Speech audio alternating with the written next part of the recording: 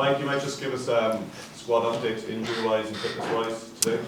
Yeah, there are a few guys that are obviously with a few bumps and bruises from Friday night, so there are a couple that are still rumbling around. But again, we'll make our decision, but we're pretty confident that everybody will be fit to train fully tomorrow, and obviously selection on Friday. So there are a few bumps and bruises, but we're all right. Is Calvin included in that? You had a bit of strapping on today. Calvin, Hugo, all the guys. Ringer is coming through nicely. He obviously didn't train today, so he's progressing nicely. So we'll see how they pull up for the next couple of days. As things stand, you'd be hopeful that Gary would be available for selection the weekend. Yeah, very good. Just on the subject of changes versus keeping the momentum going then after Friday night and the brilliant win. Obviously, Andy, you're going to be deliberating over that in the coming days. Where is that sitting at the moment in the thought process in terms of freshening things up or, as I said, keeping that momentum going? Well, I think first and foremost, it's who's available, who comes through all right. Secondly, I think we're in a good position in terms of players that have been in with us over the past 2, 3, 4 years. You know, nobody's really new to it. So for people to fit in, if they need to get their opportunity, if they get it, it's crucial for us to have that squad. It's a little bit like in the World Cup.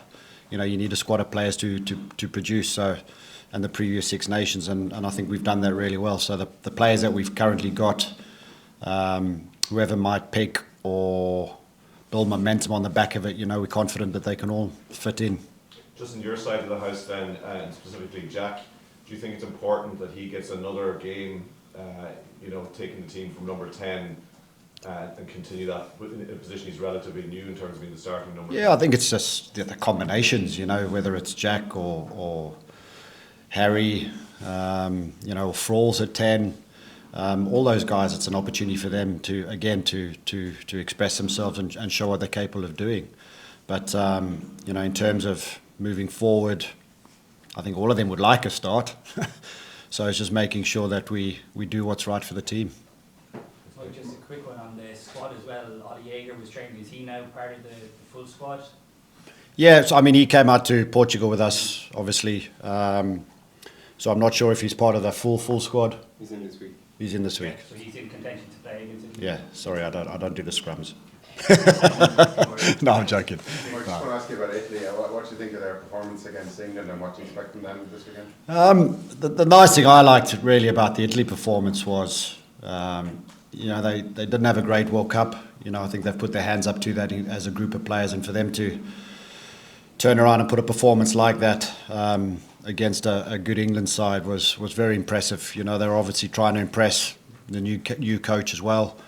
And I just thought the way they played, they didn't go away from their DNA in terms of how they've played over the past couple of years. I think with Quesada, they'll tighten things up a little bit, but when they get going, you know, they cause England some serious problems, scoring some good, very, very good tries. So I think it's a team that really work hard for each other, especially defensively. Their work rate off the ball is huge, and you can see that. So, we need to make sure that we do our bits and pieces right for us to try and break that down. And having been away in France at the World Cup and starting with the away match this week, how good is it to be at home, and how much are you looking forward to having a home game on Sunday? Yeah, great. I mean, Marseille was a little bit quieter than the previous Stade Français in the World Cup. So, hopefully we can hear that voice again because they were incredible. And I'm sure that the atmosphere is going to be incredible on Sunday. Mike, you spoke about good tries there. Just how pleased were you with the quality of tries in France last weekend? Obviously scoring 5 tries. I think it was just the balance of it. You know, we mauled well. We scored some good maul tries there, and played to width quite nicely too. So the variation was good. When you look at it in the cold light of day, there are quite a few more opportunities there that, could have made it a little bit easier for ourselves. But when you're playing against a French side like that, it's, it's not an easy thing to do. So, yeah, we're pleased, but like every start of every competition, you've always got something to work on. So we'll keep striving for our potential. I know there's talk of Grand Slams back-to-back fans. I'm assuming that's not being talked about internally. Well, there's no need to, is there? You know, I think Andy's always spoken about the next performance. That's been the most key thing, and from a player's point of view too, is you know, the Grand Slam will take care of itself if we perform to a level that we're capable of performing. So it's making sure we put our focus on that and don't worry about the external noise. Mike, your last camp, Six Nations camp with Ireland, are you taking the time to take it all in and appreciate the value that you add to this camp? I think for the past 4 years I've taken in every moment, to be honest. It's been, it is an incredible environment, incredible group of players, incredible backroom staff. So for me, it is enjoying the moment. I'm quite good at that, really. I don't think too far in the future. So I've enjoyed every single minute of it. So, and I'll keep doing that till the end. What have you learned from this squad since they've come back from the World Cup? Any differences since? No. The big thing, I suppose, in this squad is, you know, you've won, I think it's 30 games out of 33 now, I think. You know, and you're an exceptionally good side if you've done that. So, you know, especially in this era. So I think that belief, the inner belief, and our desire to get better and better as we go individually, I think is crucial, and that's what we strive to get to. And I think the players are very, very good at understanding that. Like, has anything changed about Peter Mahoney since becoming captain?